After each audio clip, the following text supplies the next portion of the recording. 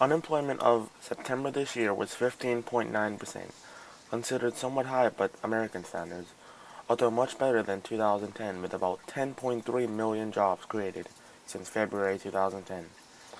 American household wealth has plunged to levels that were last seen in 1992. Nearly 50 million Americans, or 16%, are in poverty, up from 12.1% in 2007.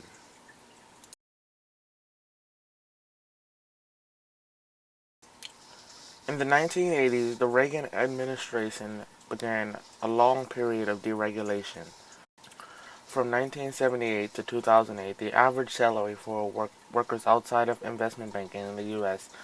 increased from 40,000 to 50,000, a 25% salary increase, while the average salary for investment banking from 40,000 to increased from 40,000 to 100,000, a 150% increase.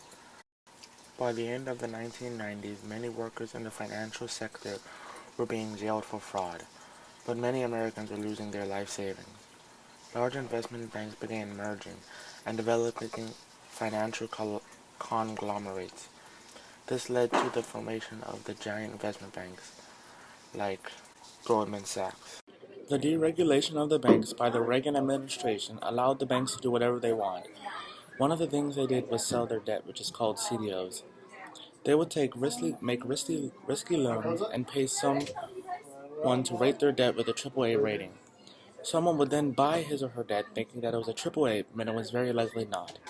This caused the people who bought the debt to lose a lot of money because the people who were in debt would be unable to pay back their loans, and it was likely that they did not have any collateral either.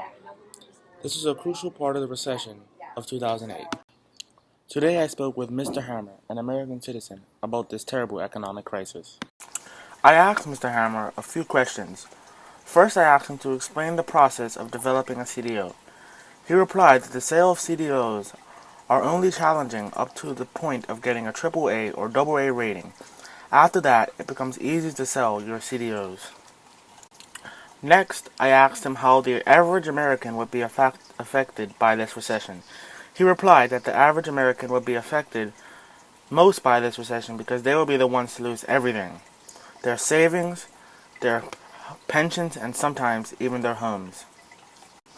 Lastly, I asked him whether or not he agreed that this recession is largely due to the bankers.